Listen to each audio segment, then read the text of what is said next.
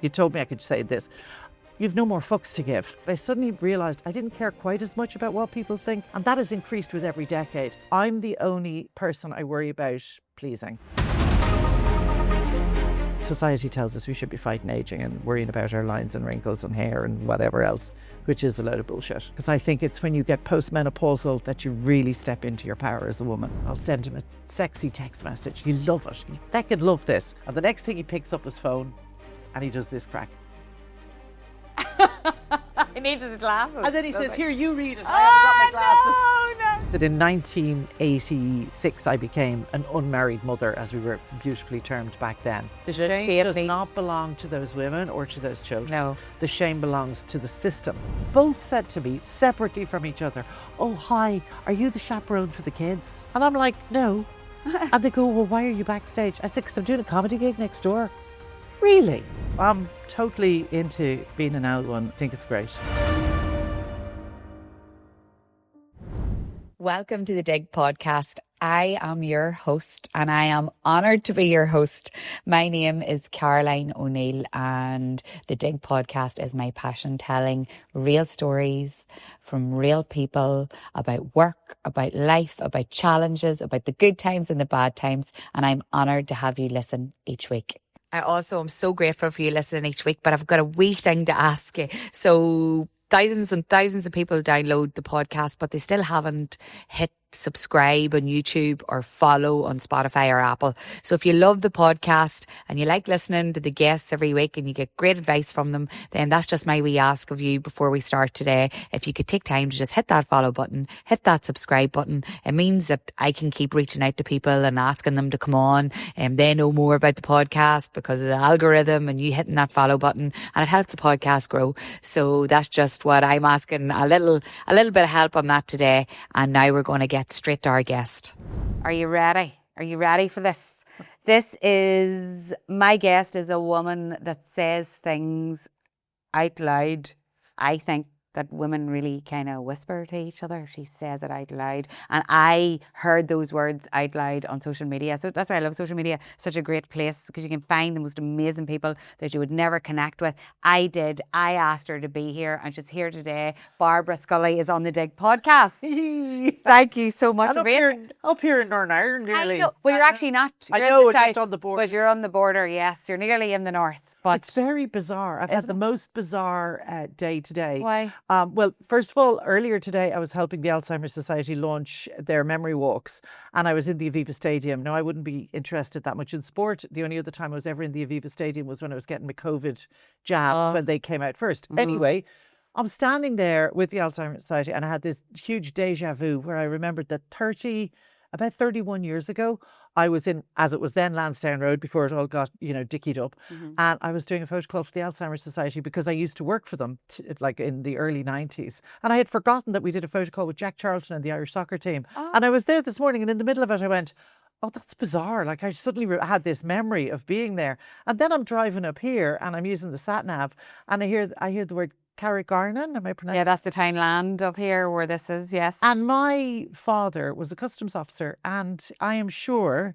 he was posted at a customs post up here in the 60s. He would have some stories to tell up here. So, yeah, it's bizarre. So I'm meeting my past as well as my present here today. So amazing. All meant to be. All meant to. The universe is amazing. Yeah. Thank you for asking me. No, thank you for being here. For people who don't know, I know a wee bit, but I can't wait to hear more. Who is Barbara Scully? Loudmouth Big L1. question. What are you? Loudmouth L1. So I am 63. I'm from Dublin. I grew up in Dublin. I am on my now currently 5th/6th career. And about 12 years ago, 13 years ago, I had been 10 years at home with my kids. I had 3 other careers before that. And then I was 10 years at home bringing up my kids. And then the recession happened and my kids were getting older and I thought I need to go back to work. And I hadn't realised the collision of ageism and sexism that happens when women are kind of above 50. Now, I think it's improved a little bit, but certainly back 12 years ago when I was just coming up to my 50th birthday and was looking for a job and had a 10-year gap in my CV where my career used to live, And now there was a recession. There weren't a lot of jobs around, but I had a load of experience, and I was absolutely horrified by the fact that not only did I not get a job, I didn't get replies from a lot of the jobs I applied for. So that was a sobering moment, when I suddenly thought my life is over. Like, that's it. Like, I'm useless. And like, I really did. I was really upset about it. And I came home and I cried my eyes out. And then I pulled myself up and said, okay, what would you tell I have 3 daughters. What would you tell your girls if they were like in this situation? And I would say, what is it? Instead of looking at, I need a job because I need the money, look at what it is you like to do, what it is you think you can do, and then try and make that work in some way. So I have always written, and I've always loved to write. And so I thought, I can write and I can talk. So I started learning how to craft opinion pieces and features, as a freelancer, which I pitched to the newspapers, and contributing to radio. So I did that. I've been doing that for the last kind of 12 or 13 years. I wrote my book, which is Wise Up, during COVID, and it got published in 2022, so 3 years ago exactly. And following on from that, by complete accident, I am now touring a one-woman show, which is a mixture of stand-up comedy and storytelling, called Older, Bolder, Wiser. And it's part of my mission that I'm on at the moment, which is to tell women in particular not to fear getting older. Because I have found that as I cruised, it was the reason I wrote Wise Up, that as I cruised into my kind of mid to late 50s, I suddenly thought, hang on a minute, life is way different than I was told it was going to be and that I was expecting it. It's much better. And I thought, once you're through menopause, you're into this fantastic period of life. And I want women to know about that. And so that was the reason I wrote the book. And using comedy is a great way of getting a message across as well. So I'm using now my show and my comedy to continue to make women feel better about getting older and look forward to getting older and take their power. Because I think it's when you get postmenopausal that you really step into your power as a woman. And I think, but society tells us we should be fighting aging and worrying about our lines and wrinkles and hair and whatever else, which is a load of bullshit. Bullshit is right. Well, I know the reaction, but what reaction has this had with your community of women now? Women start to flock around you for this message, right? Absolutely, yeah. First of all, there is a whole cohort of women who I would say are women in their 50s, 60s, 70s and 80s, Yeah. who aren't spoken to. Do you know what I mean? Yeah. The only people speaking to them are pharmaceutical companies and cosmetic companies telling them all this baloney about anti-aging. But really, nobody is saying to these women, you know what, you've so much to offer. You have got wisdom. Wisdom isn't something that you learn or, you go to university for. Wisdom is born out of hard experience. And you show me any woman who's 60 and hasn't had hard experience. We all have. And that is where the wisdom comes in. So what I want to tell women is you still have so much to offer. And I think combined with the wisdom of just experience, there's also various things. I call it in the book, the 5 freedoms of being older, which are amazing. Like once you're beyond menopause, the worst of menopause has receded, right? You're free of your female biology for the first time since you were probably about 12. And when you look back at all the years through school, through starting work, when you were dealing with periods and all the logistical stuff around that, and then you probably had the years of contraception and trying not to get pregnant. I didn't do that so well, but anyway. And then you have the years of maybe being in a relationship and trying to get pregnant, and then you have the years of having babies and all that stuff, and then you have menopause. And finally, it's all over. But you can understand why you're wrecked after that, and you're like, you know what? Maybe it's time for me to just, you can understand why you get a wee bit like, But you don't. You have the reverse. Okay. Like it's all lifted. It's all stopped. It's all gone. That's amazing. Yeah. So I think there's that. There's then if your children, if you're a mother, obviously your children, by the time you get to 60, your children are probably adults. Now they mightn't have flown, they mightn't be fully self-sufficient, but they don't need you making their dinner and they don't need you looking at them all day and all night. So there's that freedom. Also, there's the freedom in your head where you had all their information, their schools, their teachers, their friends, their play dates, their hospital doctors, dentists, all that stuff in here. That's all gone. So you have a whole big extra bit of brain space that you didn't have before. You should have a degree of financial freedom by the time you get to 60, which is good. And then the other two are absolutely fantastic. And one is you told me I could say this. You've no more fucks to give. Yeah. I found that happened initially when I turned 40, that I suddenly realized I didn't care quite as much about what people think. And that has increased with every decade. So I'm now at the point where I'm the only person I worry about pleasing.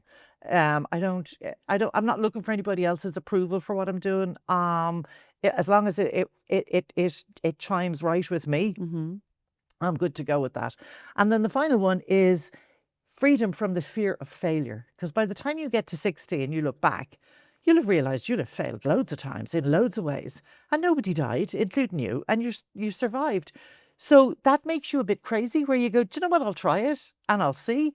And I'll see what happens. And if it works, great. And if it doesn't work, well, fine, I'll pick myself up and I'll move on. So you put all of that together and it's a heady cocktail. You're right. And it is wonderful. And, you know, we as a species have evolved to have menopause, which is like a very clear marker. This is the end of your fertility, the end of your days of procreation, right? It's the end. But we still have 20 or 30, probably, hopefully 30 more years after that. So you can redefine who you are once you get to that stage and decide, now this is my time. This is time for me to do things for myself. I don't worry about embarrassing my kids anymore. I don't worry about, you know, giving them something that they're going to worry about. You know, God, Mom, I wish you didn't say that on the radio, or I wish you didn't say this. They don't care. So it's just an amazing time of life. And I mean, you know, yeah, you do have to look after your health, and that's a whole other conversation. But once you've looked after your health and you're a bit lucky, as most of us tend to be now, you have this period of life that nobody tells you about that is brilliant. And that's what my message is to grab that and make the most of it. And you can define whatever it is you want to be. David Bowie said, and it's in the book, I love this quote, he said, aging is the extraordinary process by which you become the person you were always meant to be. And that's brilliant. So I'm totally into being an old one. I think it's great.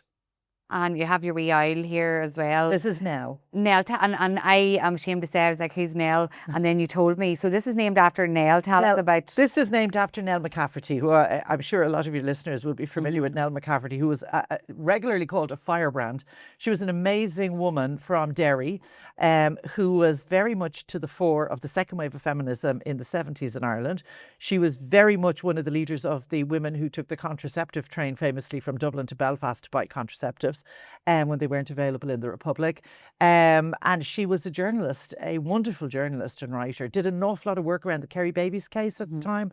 Now, she upset people because she called it like it is, and she was just brilliant. So, yeah. Inspiration to you. So she's always been into... So when the owl was on the cover of my book, I actually did a competition on my Instagram and said, we need a name for the owl. I got loads of great suggestions, but Nell, I thought, yeah, that suits. I love it, and how amazing that we're talking about her legacy today and everything that she did for women. Exactly. And how that's inspiring you. Yeah, no, she was amazing, absolutely amazing. And what's the big... I'm interested... Well, I have a mummy and she's 70.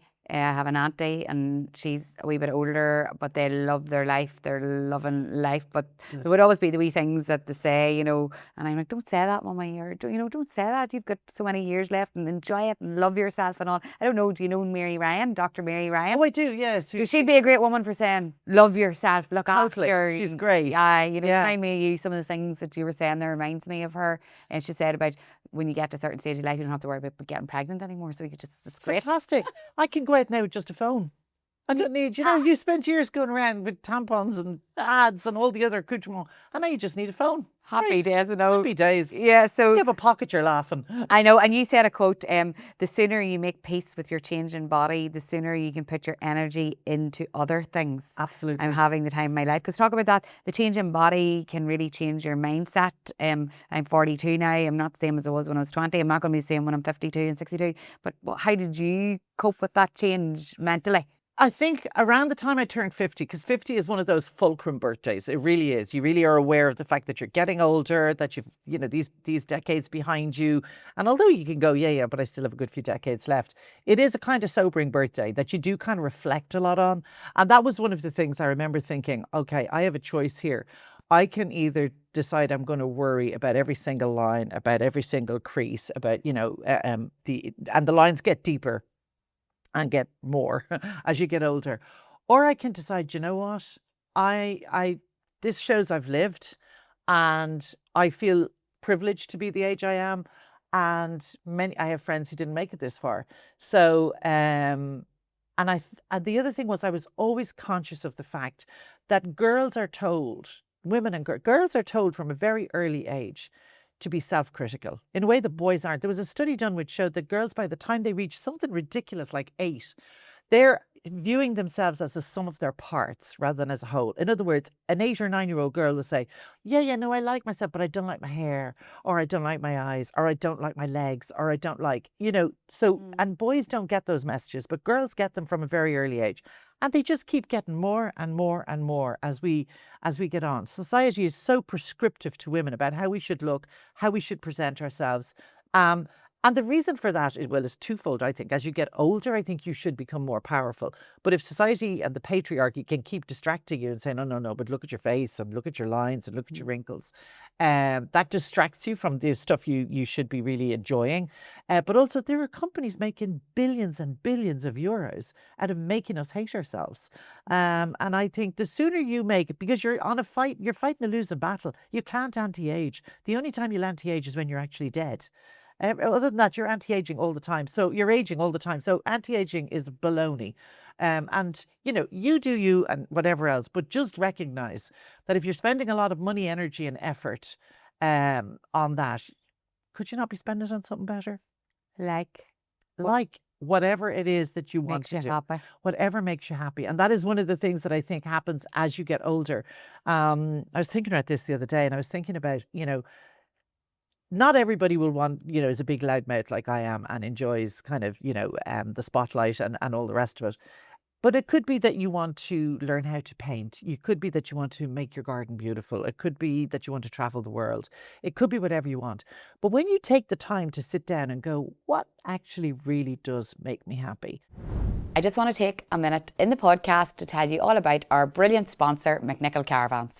Are you looking for a getaway that feels like it was made just for you and your family? So whether that's slow mornings by the sea, last minute weekend escapes, or a place where your kids will always remember, McNichol Caravans help you create the lifestyle that you've been dreaming of. For over 45 years, the McNichol family have built that dream for families across Ireland.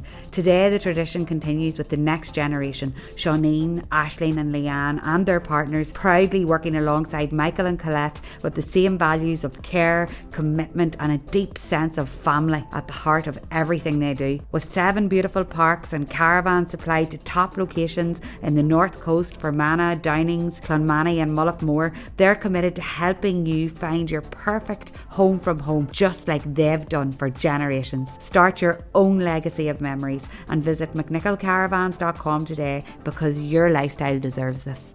And now back to our guest. You'll find very often that what makes you happy at 60 is very like what made you happy when you were 18, 19. On that cusp of life, you've left school, you're maybe in college or about to leave college or whatever. That period where you're very optimistic, where the world is your oyster and you have big dreams. And you'll find that when you're 60 and when you've done all the hard yards of career and you've done kids and you've done running a home and you've done all of that stuff, and when you look at what are the things that make you happy, there's a huge connection back to the girl before life descended and all the roles that we play descended. The role of mother, the role of whatever it is in your career, and the role of daughter. My parents are both no longer here, and there's a freedom in that too, even though I miss both of them, but particularly I miss my mother, who only died 3 years ago. But there's a freedom now as well, because I don't have to, I gave her quite a bit of support while she was in her last years. And that's not something I need to do anymore. Now, the other thing is, I'm fully aware of the fact that could change in the morning. Anything could happen in the morning that would change that. But as long as it isn't, I'm intending on, embracing all the good stuff about being older. And you are, what a woman. And but you know that I have a community of women that follow me of all ages. I run an event every year, Barbara, that is called the Big Day Out, and 500 women come of all ages.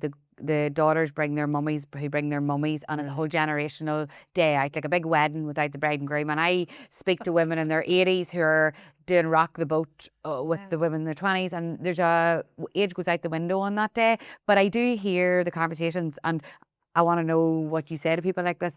That loneliness that can come at that age when people fly the nest and people don't know their identity and all.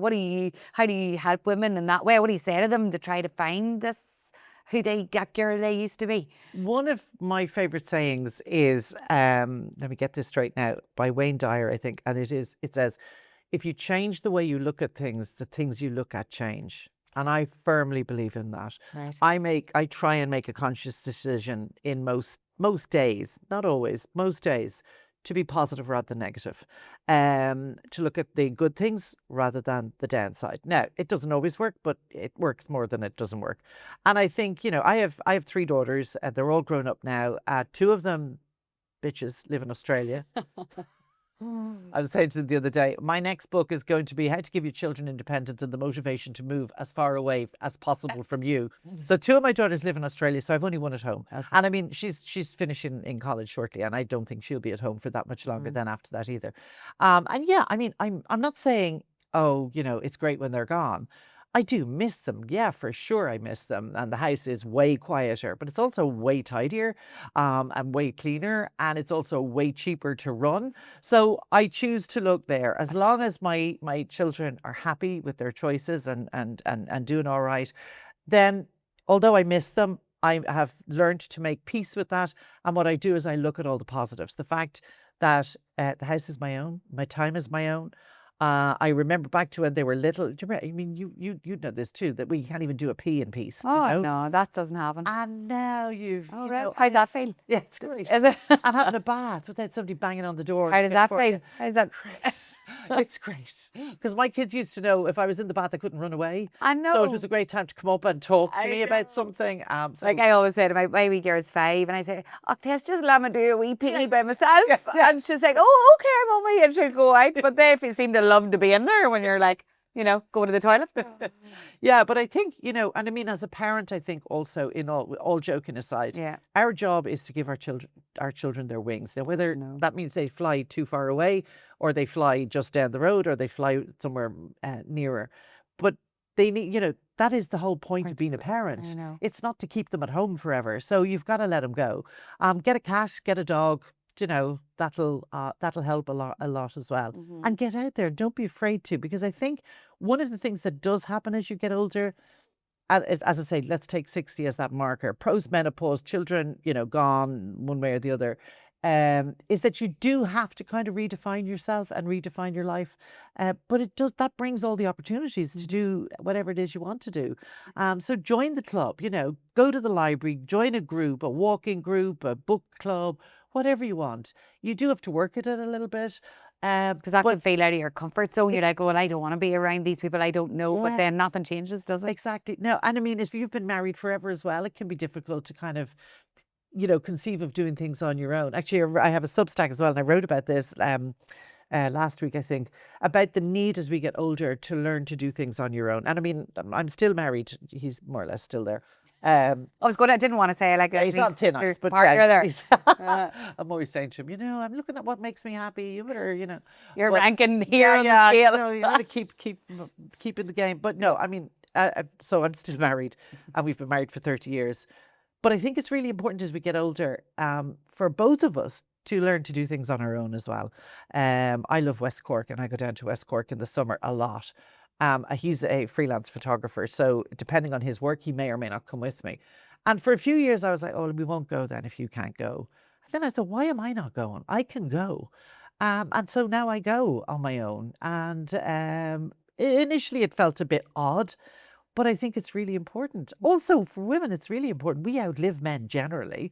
So chances are we will end up on our own. So it is important to learn to get beyond, to push beyond that and force yourself out to do things on your own. I'm touring a show at the moment. And at one of the last shows I did, the last one in Wexford, a woman came up to me and she was on her own. And she said, I wanted to come out, but I couldn't find anybody to come with me. First time I've gone anywhere on my own.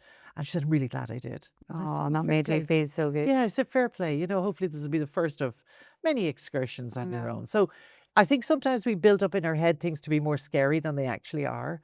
So yeah, that's what I would say to anybody facing into that. Society will give you a load of messages, all designed to make you kind of go in on yourself Go in on nearly and yourself. like get ready to not be here anymore. Exactly. And that's not what it's about. No, Get out oh there. no, I think this is deadly what you're doing, because like you said, women of that age are the most experienced women when it comes to the advice they can give you, the life experiences. I love to be around, like I was always called a granny mush because I always love to hang around with the older women anyway, but because they're the ones that can tell us and give us That's right. all the, I think there's, I love that. So, but what about that stage of your life then? You talked a wee bit about a partner. Perhaps when it comes to that stage, maybe people have been in a relationship but it didn't work out and they find themselves on their own. Maybe a partner has, passed away. You do find yourself on your own because maybe of life circumstances, and then women are battling through that loss as well. Yeah. Have you spoken to women in that kind of circumstance, and how are they? Well, it's funny. I was at one of my favorite writers at the moment is an Irish Caribbean woman called Kit Duvall, whose new book is brilliant. Called The Best. No, what's it called? Can't remember what it's called. The Best of Everything. I think it's called The Best. We'll look it up and see. And she did an event in Dublin last weekend that I went along to where she was interviewed, and she talked about, because she is championing older women writers, and she was talking just about that and about how she started writing in her, I think, am I right, in her 50s, and her marriage had broken up and she was brokenhearted, absolutely brokenhearted, but she threw herself into writing as a way to try and get beyond it. So, life can kick us at any stage. And I think it's how you get over it. And there's loads of help out there now as well. There's loads of people you can talk to, and there's loads of services that can help if you're dealing with grief, whether it is from a loss, a death, or a marriage breakup, or that. I think there is plenty of help. And the thing is to get out there and get help. But it takes time. It's not something you can short circuit. It does take time. And there is that level of professional help, but then that thing to say, and my God, is it true that being around good women is the only therapy you're ever going to need? And I feel it when I'm with my girlfriends, and women of a certain age as well perhaps have lost that friendship group because of life. That's a really interesting point. Yeah, I mean, I think that it's one of the reasons I'm very glad I'm a woman, because I do think our female friendships are different and they are really important. And we tend to be really honest with our closest trusted female friends, and that's very important. One of the things I think, and I've often said this to my girls, because this is irrelevant of age, I think it's really important, and you do this by getting out there and going to events or, whatever, is to also have friends in different ages, older and younger than you, not just to be friends with your own cohort. I think it's always very useful to have friends who are younger and friends who are older. They'll challenge your views on things. They will educate you on stuff. And I think that is really useful. So don't be afraid to make friends with people outside of your age cohort. I think that's really, really important. Yeah, because Mummy would always say to me, God, only I've you've taught me that. And then I think, God, imagine the people that maybe don't have a daughter then and in years to come, so they need to find that kind of person. That I remember in the 70s, my mother went back to work, which was really unusual, right? Yeah. And I was the eldest, so I was in secondary school, so I was like, whatever, 13, 14, and she went back to work. Yeah, so it was around the time, I was probably a bit older, that I was starting to go out and stay out late and do bold stuff, right? Like smoking and drinking and all the rest of it. My mother went back to work, and suddenly she had friends who were in their 20s and were doing even madder shit than I was doing. And it made it way easier for me, because she was aware of what was going on in a way that she wouldn't have been had she not had contact with these younger women who'd come in on a Monday to work, like hanging, and with horrendous stories about what they got up to at the weekend, and suddenly I didn't look so bad. Yeah. And I remember thinking, this is great. Yeah. So yeah, no, I do think it's really important to do that. And I'd say that to my younger girls as well, like to my girls. And I'd say, one of them was working and she was saying, oh, so-and-so's my friend in the office, but like she's 40. I go, so what? Like you can be a friend with somebody who's 40 just because you're in your 20s. And she was like, yeah, I suppose. That's good. It's really good. I know, because at the end of the day, we all have the same heart, like a woman heart that wants to kind of hopefully support each other, learn from each other, and have the crack, which is what you're doing. Like, it always amazes me when you do get women together, the crack is to be had. I see it at my events, like, I'm sure you see it, but you're obviously in the comedy space, but like, we love the crack. Oh, there is nothing better than a room full of giddy, rowdy old ones in particular. Like, I get an older audience. I mean, like you say, I get women coming with their daughters and with their mothers and with their men as well. There's always a smattering of brave men in the audience as well. But like, the energy is always brilliant in the room. If you put a pile of women together. Yeah, it's absolutely fantastic. You could run generators off it. It's You could, brilliant. and you'd be buzzing, I'm sure, like when Yeah, you oh come out yeah. of it, like. No, it's great. It's great. And I know a lot of them have great stories, you know? Yeah. Brilliant stories. And your passion for this and your passion for empowering women and all has really caught the attention of the media. Like, I seen you on Ireland AM, I see you in lots of different places. Like, why do you think? Well, I know why that is. Very not many people doing this. You said we're getting media messages about trying to stop the aging, whereas you're fighting against that. Has that been a good reaction from the media about Generally, this? yeah, generally it has. And I think it's, the media is one thing. And yeah, I suppose I have become kind of unofficial spokeswoman for L ones. But I think it's women in particular want to hear this message because it's refreshing to them. And as I say, once you realize, like, take for example what happened during COVID, right?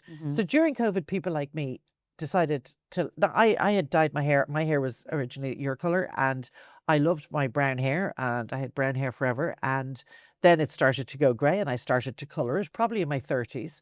And then, like, originally it was once every 6 months, and then it was once every 3 months. By the time COVID hit, I was going to the hairdressers once every 3 weeks. And I also was living my life going, oh God, I've been invited to this event. Now, where will I be in my hair journey? Oh, good geez, I better go and get the hair. Like, it was ridiculous. And I feel like she's talking about me. I'm a 3-weeker, and where am I going to be at this? But anyway. And I suddenly, and there were times before COVID ever hit that I was sitting in the hairdressers going, I wonder how grey I actually am. Because obviously all you saw was just here. And I was like, I wonder how grey I actually am. And then COVID happened. And then your hair, and do you remember during COVID, they said, the hairdressers all said, don't use box dyes. Wait for us. Get a spray to disguise it, but don't use box dyes. Yes. And so I didn't use box dyes. And I was still doing a bit of telly at that stage because I was on the panel of the Elaine show, which was before that was midday. So, and I was buying this spray stuff to put in your hair, which just made your hair feel all sticky. And icky. And then it just got more than could go in the spray. And then there wasn't any telly. And then I went online and I bought these yoga headbands because I thought if I bought a really big white headband, that would look kind of hippie and kind of cool. I looked like some kind of mental psychedelic nun because they just slid down my hair and they looked. And then at the end I thought, who am I kidding? I'm not going anywhere. Nobody's looking at me. But as the grey started to take hold, I thought, I actually quite like it and I'm going to leave it. And my point is that there are now, like before COVID, if you saw a woman from behind with grey hair, you'd say 80 plus, must be. And now, no, women with silver hair are in their 50s and their 60s. So we've changed the perception of grey hair on women. And that took a is flipping good. pandemic, but It took a pandemic. so what the hell? Like, for all the other things we need to change, my God. Exactly. But unbelievable too. Yeah. And you suit it, like, it's gorgeous on you, but you never would have probably done that if that journey I hadn't look back happened. at photographs now because I And you was probably- holding on to my dark hair. And my hairdresser said to me a few times, will we lighten you up a bit and go blonde? And I'm like, I'm not blonde. I'm not going blonde. No, I'm not blonde. I'm brunette and I'm staying brunette. But as the years change your skin tone changes as well. So in actual fact, personally, I know my grey hair suits me better than me dyeing my hair too dark, which is what I was doing for donkeys. And I have more money in my pocket. Do you know, I have an extra about 150 euros every 3 weeks that I didn't have when I was going to the hairdressers all the time. But to me, any kind of equality is about freedom to make the choice, to do whatever you want to do. But if you feel compelled to do something, that's not freedom then. No. Do you know, you need to be able. So that's why I think it's important that somebody like me who's happy to rock my grey hair is visible, because then women out there say, okay, well, I could choose to do this, or actually I could choose to do that. And that's what freedom is to me. That's what equality is the freedom of choice in anything you do. And I think for too long, women have been corralled into doing particular things in order for it to be acceptable, you know? I mean, I'm delighted to see that women don't have to wear high shoes all the time either if they don't feel like it. Exactly. And Misha Freshen. Now, I never wore high shoes because I'm 6 feet tall. Is that what height you are, 6 foot? Yeah, but you know, I'm delighted to see that women don't have to hobble around anymore, you know, crucified in stilettos It's liberating. in order to look professional And or to be look taken seriously. acceptable and to be taken seriously. Yes, indeed.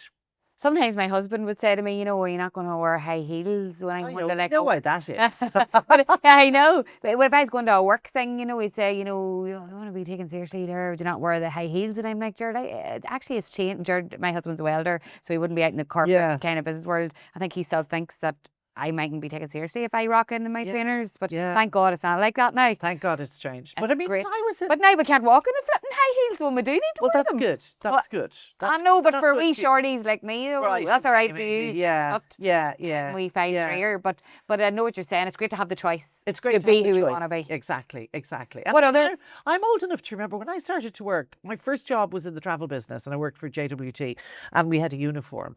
But like, you couldn't. There was no way that women could have trousers to go with the uniform. Like, it was a skirt, and that means you had to wear court shoes. Like, you couldn't wear anything else, only court shoes. In the 80s, there was this whole movement, spawned by Working Girl, I think, that movie that Melanie Griffith was in, where you were allowed to wear runners to get you from the train to the office, but you had to have your high heels in the office. And even me, I had to wear, now they were modest heels, but I had to wear a heel. I could not wear flat shoes.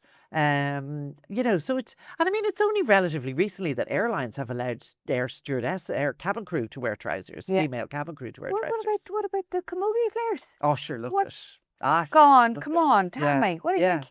No, ridiculous. And people sometimes say, why do we still need feminism? That is exactly why we still Well, I need couldn't feminism. believe, I still can't believe what That a just match done. was cancelled because of... And it still didn't get resolved for a wee while after. No? Yeah, no, I know. But my middle daughter is, like, I'm not sporty at all, and neither is my husband. But our middle daughter, we probably took the wrong baby home from the hospital. She's totally into sport and has always been into sport and plays GAA. And she played, like, as an adult, she was playing on the adult local team. But she would come home and say, when she started to work then, in a particular job, she was like, can I have a little bit of flexibility on a Wednesday, because Wednesday is the day we play our matches. And then I was saying, why do they play matches on a Wednesday? Oh, because the lads all play at the weekend. We have to play on the Wednesday. And when you're an adult and you're working, and sometimes then you have a match like on the other side of the city or whatever. But no, the women had to take the leftovers. They played on the worst, they trained on the worst pitch. You know, there's a whole, that little lad I think is brilliant, where the girls are all running uphill trying to play GAA, because they're still at levels. There's so many little fights that we still need to, that they're little, but they're really important. I know. The other thing which I get really hot under the collar about is, this thing where you fill in a form, and as a woman, you're asked to tick Mrs., Miss, or Ms. 3 choices. Men are just men. Women are defined by your marital status. Yes. I never thought of that. Yeah, that drives me insane. I remember So what do you think? Just Ms., just MS. Doesn't matter. Yes, all right. Like, I went into Specsavers, this is years ago, to buy the first time I was registering as a customer. And I remember the poor young fella, and he was like, what's your name? What's your address? No, what's your name? And is that Miss or Mrs.? And I remember I exploded. And I said, what do you mean? And he goes, are you Miss or Mrs.? And I said, I'm a woman. MS. He couldn't understand why I was getting. I said, what's my marital status got to do with my eyesight? Nothing. Absolutely nothing. You wouldn't ask that if I was a man. No. So true. I never even thought of that before, but actually, what the hell has that got to do with that? And don't get me started on Christmas cards then that come through the door at Christmas addressed to Mr. and Mrs., his first name and his second name. Oh, yes, I know. Why are we not first, do you mean? No, but my husband's name is Paul Sherwood. We get things still at Christmas addressed to Mr. and Mrs. Paul Sherwood. Oh, yeah. Like I'm some kind of accessory to him. That's a long-term battle. Thank God things are changing a bit, but it's still a thing where men are first. Yeah. He's the head of the house. It's bollocks he is. I know. That's why, because that was one of the things, like, I was wanting to ask you, was like, what are the other things that you're hearing that women are having to fight against? So that type of thing as well. Is there anything else that so the aging, I mean, it's only recently, like when I started this current career in media, contributing to media, there were very few. One of the organisations I joined 12 years ago was called Women on Air, to promote women on the airwaves. Because back then, that's only 10 or 12 years ago, RTE, News Talk, any of the big stations, all men. Very few women on. Now it's changed. Now it's more or less 50-50. Yeah. Which is as it should be. Yeah. But there was this whole thing about, women's voices weren't really suited for radio, and they didn't have any kind of gravitas, so they weren't really seen as being good voices on air. So, there's still, and I mean, we still have a gender pay gap. We still are fighting for equal pay and equal space, and that's going to go on for another little while. For sure, definitely is. What do people that come to your shows and come up and talk to you say is their favourite part about this book? Is there a certain thing that you talk about in here that resonates really well with people? Well, I haven't read it yet. You've given me one and signed it here as well. So the book is kind of divided into two sections. So the first part of the book is memoir. And what I inadvertently did, I didn't realize it when I was writing it, was I did what's called a life audit. So I looked back at the adult decades of my life, my 20s, my 30s, my 40s, my 50s, and at things that happened during those decades. And my life is very similar to most women's lives that were formative to who I am. And that resonates very much with people. Like a lot of women will come up to me after the show and will talk to me about, oh, you mentioned this, or you mentioned that, or you mentioned the other, and I have a similar thing. One of the main things that I talk about in the show a little bit, because it's not that funny, but the other parts are funny, but I feel it was important, was that in 1986 I became an unmarried mother, as we were beautifully termed back then. And that was something that made me very angry because of society. Ireland in particular was such a cold place for women, particularly if you stepped outside of the box you were meant to be in, which was more or less defined by the Catholic Church. And a lot of the amount of women I get at my shows who come up afterwards to me, and these could be women older than me, and they're like, I was an unmarried mother. so I sad. gave up my child. Or a woman I met recently, and she said in the late 70s, she got married. I think she got married. I think he was English in England, and within a couple of months, he was abusive. So she left with a small baby and came home to Ireland. She was ostracized because she was a woman on her own with a baby, even though she'd been married and she walked away from an abusive relationship. But she said it was the same thing. Like she was a deserted wife, which was not seen as a particularly positive thing. She found it very tough when she came back. So I think it's really important. It's one of the points I make in my show, that we remember how far we've come. Ireland has made huge strides in everything, but particularly, I suppose, inequality when it comes to gender. But look at what's happening in America and how easy those things could be rolled back. So I think we need to be constantly aware of that, and we need to be keeping an eye on what's going on to make sure that none of those get rolled back. But those women that you talk about, yourself included, were made feel like that and second-class citizens because of what's happened, and they're pregnant outside of wedlock or whatever the situation may be. That can knock the stuffing out of you for the rest of your life and knock confidence out of you. So you're probably meeting women now that are feeling like they're lesser, even in their 60s and 70s, because of something that happened when they were young, and that's so sad. It's very sad. Can they change? Can they try to? Well, I think again, it's one of the things. It's a bit like the grey hair. I think the more people that talk about it, the more they feel that they can talk about it. That helps hugely. But what really, I know what affected me was not the fact that I was an unmarried mother. It was not the fact that it's tough bringing up a child on your own. Now, and I had the support of my family. But it was the conversations I heard at the time which made me feel like shame. There was endless conversations on television, on the Late Late Show, on radio, on all the shows. They were panel discussions. The panel was 9 times out of 10 all men. 9 times out of 10 had at least one cleric on it of one description or another. And the two messages I remember taking away from those conversations, which were about the scourge of unmarried mothers, and that was how it was framed, the scourge of unmarried mothers. And one was to say that because the government had a few years before that introduced the unmarried mothers allowance to support women, that this was just encouraging women and girls to get pregnant, to get their hands on this money, right? And then the second, so that they were arguing to have the allowance removed. The second thing then, which actually affected me even more, was the constant messaging that the children born to these unmarried mothers will all turn out to be delinquent because they've no fathers in their life. And even though my logical brain could say that's bullshit, I'm not accepting that, that's bullshit, and I'm doing the best job I can. And as I say, my family were very supportive and everything was fine. It took until my daughter was 21 and we had a party for her. And I remember standing at the side of the dance floor and watching her dancing with her friends. And I had this light bulb moment where I went, she's fine. She's actually the same as her friends. She's as good and as bad as they are. She's absolutely fine. And I got mad all over again because I had spent years waiting for her to be the juvenile delinquent that I had been told that she was definitely going to be. So, and it's important, like I talk about that in the show because I think it's important. At that time in Ireland, this was the mid-80s, we had Anne Lovett who died in a graveyard in Longford having given birth to her little baby boy in February or January. Very cold day. died in a graveyard. And we had the Kerry Babies case, which I mentioned, Nell McCafferty doing a lot of work around that. It took Joanne Hayes until a few years ago to get an apology from the state for the witch hunt that was conducted around that. We voted in the 8th Amendment to the Constitution, and we know where that got us. Mother and baby homes were still in operation until 1996, and Magdalen laundries. So we were still locking women up.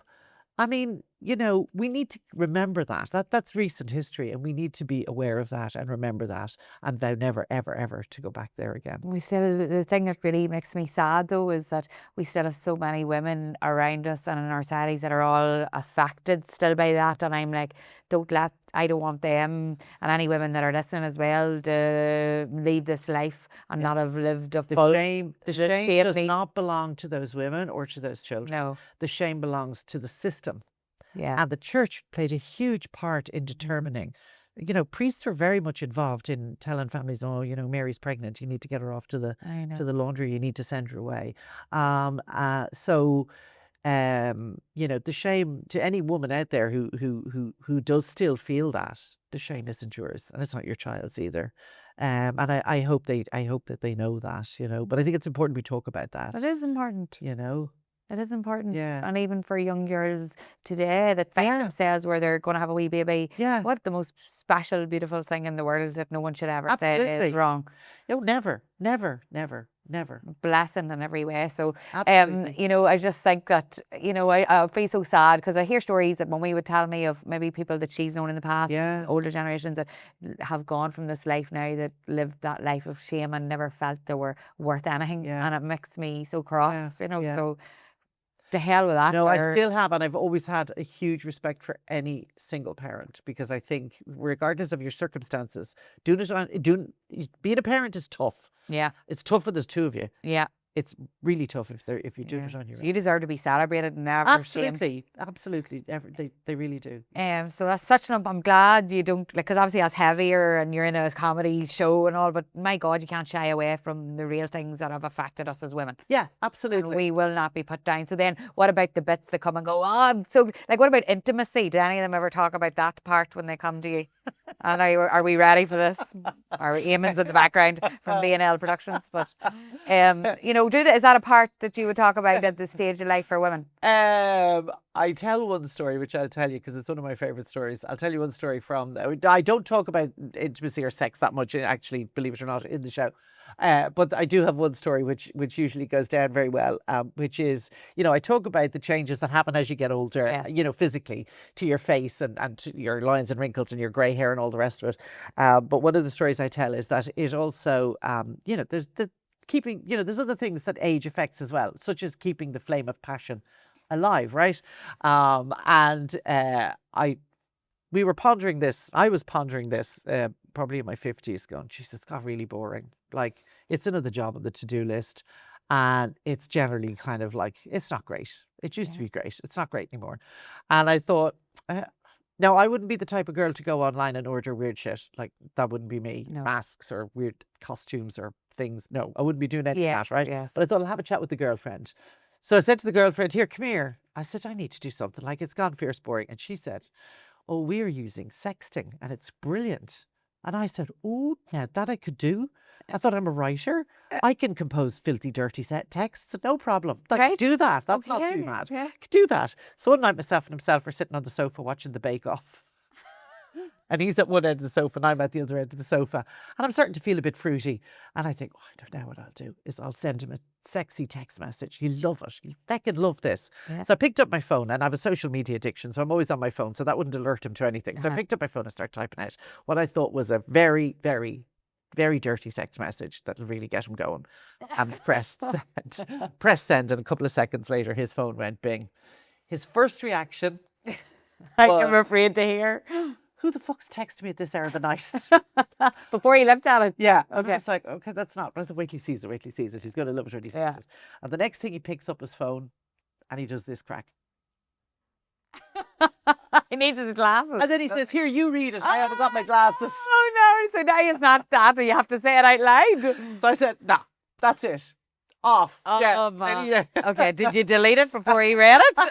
I think I left the phone and went off in a straw. Oh my God. And he- Well, do you know what? It's a part, I suppose, whenever we did the big day out and Dr. Mary Ryan comes, Yeah. she doesn't shy away from talking about the fact that intimacy is so important in those years, and actually it's the great years when you don't have to worry about all the things we worried about before, but people feel nearly like that part's gone in their life, but actually intimacy is important as a couple, and it is. And women, I suppose we've been taught, in years in Catholic Church and all that as well, like, to be shameful about your body.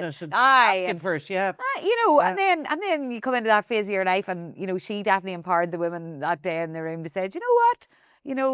You can enjoy this if you want to, and there are ways to talk about this when you're groups." Absolutely. And there's also the thing, I think, as you get older as well, is that you can define what makes you happy. Yes. In any way you want. It doesn't have to be what you said, like costumes and dress up. It could just be that holding and hands, that going. And it doesn't have to be like 4 times a week either. I know. If you're happy with once a month, that's fine. Yeah. So you define it yourself in whatever way you want it. Intimacy is different for everybody. It's different for everybody, yeah. So I think sometimes, again, there's an overemphasis on the fact that, as older women, your libido does return after menopause. It does tend to go down during menopause, and it does return after menopause. But as I say, there's various other things that can impact that. So, from both sides. So you design it for yourself, whatever makes you happy yourself. I know. And you know what? Sometimes, I know we're saying about the men there, women are great at coming together and talking about all these things. I don't think men talk about, because I was telling Jared about the kind of things we were talking about the big day out, and he's like, Jesus, we'd never talk about stuff like that. Like we genuinely don't at that older age. So I think we're in a great position where we can talk to each other about different things, Absolutely, yeah, absolutely we can, yeah. And it is true that men don't. I hope that'll change. I hope that'll change. I know, because they need that kind of conversation too, to open up and not feel alone and isolated. Exactly. So, they need a movement. They need a Barbara Scully and a man version. Empowering them all. Oh my God, I could talk to you all day. I didn't even have half them things wrote down in the notes that we're going to talk about, but that's how I love to do it, natural conversation. I can't wait to read this. I've got quick fire questions for you. You ready? Away, fingers on buzzers, yeah. I threw in the intimacy thing at the end there, but I've got these quick fire ones. I can't wait to give this to my mum as well. But one thing you no longer apologise for? Being myself. I don't apologize for being myself. I don't apologize for being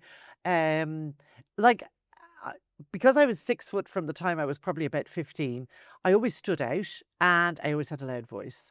And I spent too long apologizing for that. And I now don't apologize for being myself any longer and taking up too much space and making too much noise. Not apologize. This isn't on the list, but we're just on from that. If somebody tells you you're looking well today, Barbara, what do you say? Grant, thank you. What do you say to women that just hit back with the negativity and they don't say that and not know and all? Like, I just hear that so from women in my life so much. Now, if somebody says you're looking well, yeah, great. That's fine. I actually am at the stage where, it's nice to hear a compliment, but if I look in the mirror and go, that'll do, that's me. I'm grand. And if somebody says I look well or I don't look well, that's neither here nor there. When I look in the mirror, if I like what I see, that's all I need. Yeah. But it's whenever you hear, like, I'm just going to say it, Mummy, it's you. So if I say to Mummy, you're looking well today, hi, sure, look at ma, no, don't like this. And she's always running herself down, even though she looks great and all. And I think women do that. That's a kind of an automatic reaction, isn't it? Yeah. Mummy, just say thank you. Yeah. She's like, she thinks if she says thank you, that it means that she makes think she looks good too. Yeah. No. So it's good to hear it. Accept the compliment. The hardest part of being a woman, in one word, is still the patriarchy. It's still the fact that we have a system that doesn't totally treat us as equal. One thing that gets you through a tough day? A bath. A bath? Oh, a bath. Right. I couldn't live in a house without a bath. Right. And I'm 6 foot tall. We have a very big bath. That's good to say. Yeah, we have a very big bath. And a bath. My mother, God bless her, used to say a bath can cure everything from a broken heart to a brain hemorrhage. Not sure about that, but a bath does make a bad day better, for sure. Okay. What does confidence look like to you now, Barbara? Not giving a fuck. No more words needed. The moment you felt most like yourself, was there a particular moment? Wow, I think that changes all the time. I was very, I fell into comedy by complete accident. It was never on my bingo list or bingo card, whatever it's called. And so when I did it for the first time, which, was friends bullied me into doing it, and I liked it, I thought, oh God, I do like this. So yeah, I feel it. But I think you can change. When you most feel like yourself changes over time. Changes all the Different time. things at different times. Well, you've kind of hit on this, but one myth about women you wish that we'd all stop believing as women. One myth, that our value is tied up in how we look. Our value is way more than that. Way more than that. So true. Best thing about getting older? Is the fact that you don't give a fuck anymore. I was going to say it. Is it not giving a fuck? Is that what it is? Yeah, it is. It's not giving a fuck. Yeah. Fucks are all used up. Oh, no more fucks left to give. Your go-to act of self-care apart from a bath? Gin. This is your next Drink book. responsibly. This is your next hashtag book. and all the rest. Gin, bath, and not giving a fuck. And not giving a fuck. Yeah. And I also have cats, and my cats are very important to me as well. Okay. And so yeah, I don't bring them in the bath. I bring the gin in the bath. I love it. And one thing you want younger women to know, because there's all ages listening to this, so is that you are more than the sum of your parts. Your value is way more than your decorative, the fact that you're a decorative accessory in somebody's life or in your own life or in anything. That is only a very small part of who you are, and it doesn't last. You know what I mean? Your looks change, and, so don't put all your worth there because you're on a hiding to nothing. Your worth is far more. It's about who you are as a person, and it's, how you look is secondary.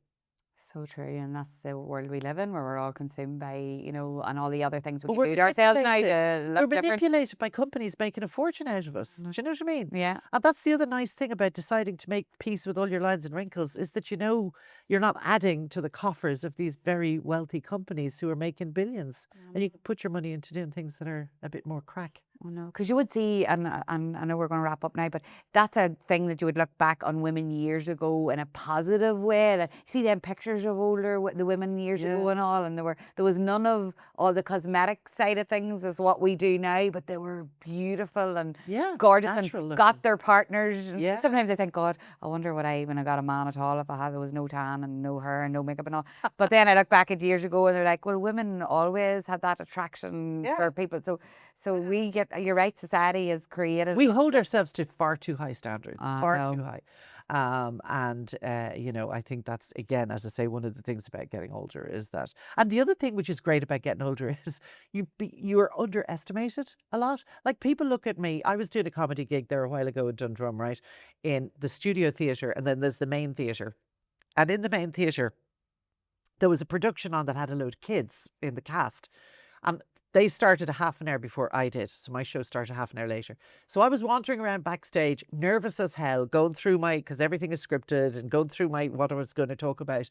And I met two separate people in my journey around the corridor backstage who both said to me separately from each other, "Oh, hi, are you the chaperone for the kids?" And I'm like, "No." And they go, "Well, why are you backstage?" I said, "Because I'm doing a comedy gig next door." Really? And I know what they saw was a 60-plus-year-old woman, so she's got to be minding the kids, because she wouldn't be doing the comedy next door, would she? But, I mean, I don't get annoyed by that. I love being underestimated, because then you have the element of surprise to your endeavours, and that's great.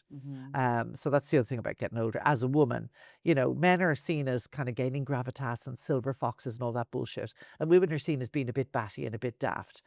And mind the children. We're not batty and daft at all. Oh, no, we are not. We drink gin in the bath and don't give a fuck. And don't give a fuck. I'm like going to ring Jurgen up the road, run the bath and get the gin out. The gin on the way. Oh my God. So when can we come to your show? Tell us when they're coming. I've got a couple of shows. I'm in, but this is Dublin. I'm in Dunleary in Dublin on the 20th of June. And then I'm currently working on putting some more shows together for the autumn. I will have one in Dundalk. Now, I'm hoping you're moving up north here soon. We're going to hear. Yeah, you see, I'm a one-woman band, right? I don't have a manager and I don't have an agent. So I'm going around looking for venues myself. Now, obviously, I'm not at the stage yet of playing a very big venue. So I'm looking at venues of around 100 to 150. And that takes time. It does. So I do have a show coming up in Dundalk, and I can't remember the date. It could be... You can tell us, and we put it in the show notes if you... It's in November. Stay in touch with us. Okay. But I can't remember the date, and I'm not sure if it's got up on sale yet. I'm in Ennis in September. Again, I can't remember the date, but I'll give it to you. and I'm also talking to Kilkenny, and then I'm looking for more venues around. So if anybody listening to this knows of a venue near you that isn't huge and is happy to do some Oh, comedy I'd sure some plenty show, with you. and I'm there. I am absolutely there because I am having a ball and I'm loving it. And I love, most of all, I love meeting the women who come along afterwards. And, you know, I always stay and we have chats and that kind of stuff. And it's great. It's really brilliant. So there's like, could you imagine if all these older women in Ireland all suddenly woke up and took their power and decided they weren't taking any bullshit anymore? Brilliant. And you know, brilliant. My mind is racing because do you know who's going to sponsor it? Who's going to sponsor A bath company. And there's going to be a big bath, right? And you're going to be there greeting people as they come in. I can see it. And I know all the hotels you're going to up here because I've been in them all. And you're going to come to the big day out too, maybe, and speak to all the women that come there. So there you go, any bathroom people that are listening.